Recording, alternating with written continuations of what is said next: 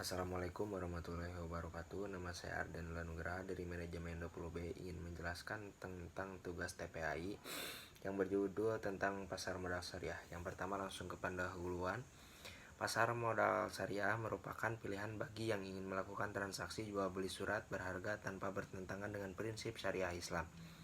Pada saat ini, pasar modal syariah masih menjadi bagian dari pasar modal konvensional dan kegiatannya masih sejalan dengan pasar modal pada umumnya dan berlaku pada berbagai negara di dunia yang mengakomodasikan pasar modal syariah. Perbedaannya yaitu pasar modal syariah memiliki karakteristik khusus, yakni produk dan mekanisme transaksi yang dilakukan tidak boleh bertentangan dengan prinsip syariah. Hal inilah yang membedakan dengan pasar modal pada umumnya yang berdampak pada kejadian yang merusak pasar modal secara keseluruhan, bahkan merugikan perekonomian baik secara nasional maupun global. Untuk yang B, langsung dari pengertian pasar modal syariah. Di Indonesia, pengertian pasar modal syariah yang disandarkan pada Undang-Undang Nomor 8 Tahun 1995 tentang pasar modal UPM merupakan kegiatan yang bersangkutan dengan penawaran umum dan perdagangan efek, perusahaan publik yang berkaitan dengan efek yang diterbitkan, serta lembaga dan profesi yang berkaitan dengan bursa efek syariah. Berdasarkan pengertian di atas, maka terminologi pasar modal syariah dapat diartikan sebagai kegiatan pasar modal sebagaimana yang telah diatur dalam UPM dan tidak bertentangan dengan prinsip-prinsip syariah. Untuk yang C, dasar hukum pasar modal syariah. Jadi kegiatan pasar modal yang menerapkan prinsip-prinsip syariah mengacu pada Undang-Undang Nomor 8 Tahun 1995 tentang pasar modal, termasuk peraturan pelaksanaannya, yaitu peraturan Bapepam, LK, peraturan pemerintah, peraturan bursa, dan lain-lain. Jadi Bapepam LK selaku regulator pasar modal di Indonesia memiliki beberapa peraturan khusus terkait pasar modal syariah, yaitu terbagi ada 3 ya untuk ini. Yang pertama, peraturan nomor 2 K1 tentang kriteria dan penerbitan daftar efek syariah. Yang kedua, nomor 11 tentang penerbitan efek syariah. Yang ketiga, peraturan nomor 14 tentang akad-akad yang digunakan dalam penerbitan efek syariah. Untuk yang D, tentang pasar modal syariah, yaitu pasar modal syariah merupakan bagian dari pasar modal yang melakukan aktivitasnya dalam jual beli saham, suku, dan reksadana. Aktivitas keuangan tersebut merupakan bagian kegiatan muamalah yang mengatur hubungan antar manusia. Terdapat beberapa karakteristik pasar modal syariah. Yang pertama, 1. Produk dan mekanisme transaksi tidak boleh bertentangan dengan prinsip syariah. Yang kedua, pasar modal syariah memberikan jaminan halal dalam kegiatan jual beli produknya. Ada transaksi menggunakan akad, yaitu tentang transaksi yang terjadi pada pasar modal syariah menggunakan sistem akad yang sesuai dengan syariat Islam. Hal ini menyebabkan jual beli dapat dilakukan secara jelas antara kedua belah pihak sehingga tidak ada yang merasa dirugikan. Ada juga mekanisme yang jelas, sehingga mekanisme yang jelas sesuai syariah Islam itu harus ditekankan pada pasar modal syariah. Hal ini diharapkan mampu menjaga untuk menghindari terjadinya prasangka dalam melakukan transaksi. Yang E juga ada tentang manfaat pasar modal syariah ya. Manfaat pasar modal syariah diharapkan bagi umat Islam khususnya tidak hanya manfaat di dunia tapi manfaat di akhirat kelak, seperti doa yang dilapatkan setiap kaum muslimin, Allahumma azaba wa qina wa hasanatal akhirah wa fil hasanata fi dunya wa fi atina robbana yakuluna wa ma minhum, yang artinya, dan di antara mereka ada yang berdoa, ya Tuhan kami, berilah kami kebaikan di dunia dan kebaikan di akhirat, dan lindungilah kami dari azab neraka. Yang F, ada beberapa kegiatan yang dilarang dalam pasar modal syariah. Sesuai dengan Fatwa DSN MUI nomor 80 DSN MUI tahun 2019 menyatakan beberapa kegiatan atau tindakan yang bertentangan dengan prinsip Islam, yaitu yang pertama ada tadlis.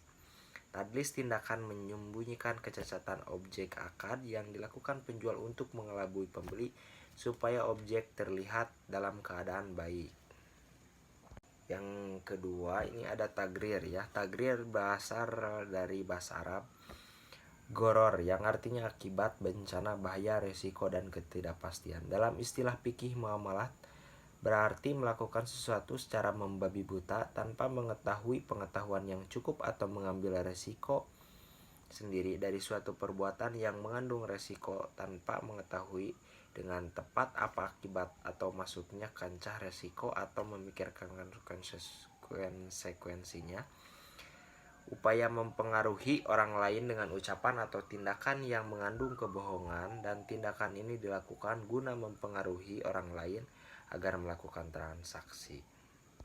Yang ketiga ada tanajusi atau najsi ya, gambaran dari contoh di atas ini dirangkum oleh Ibnu Hajar tentang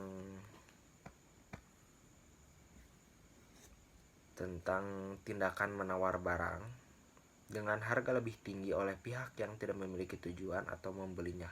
Hal ini diharapkan agar dapat menimbulkan kesan ada sejumlah pihak yang berminat untuk membelinya.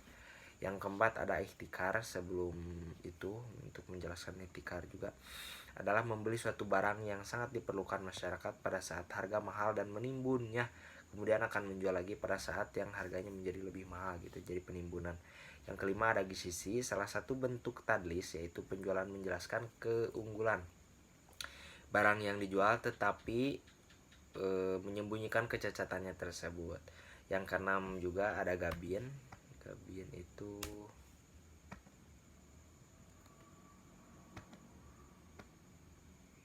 ada gabin ya. Gabin adalah ketidakseimbangan antara kedua barang yang diperuntukkan dalam suatu akad, baik kualitas maupun kuantitasnya. Yang ketujuh juga ada makdum. Makdum itu adalah seperti riba ya, makdum pelaksanaan yang terjadi dalam penjualan atas efek syariah yang belum dimiliki.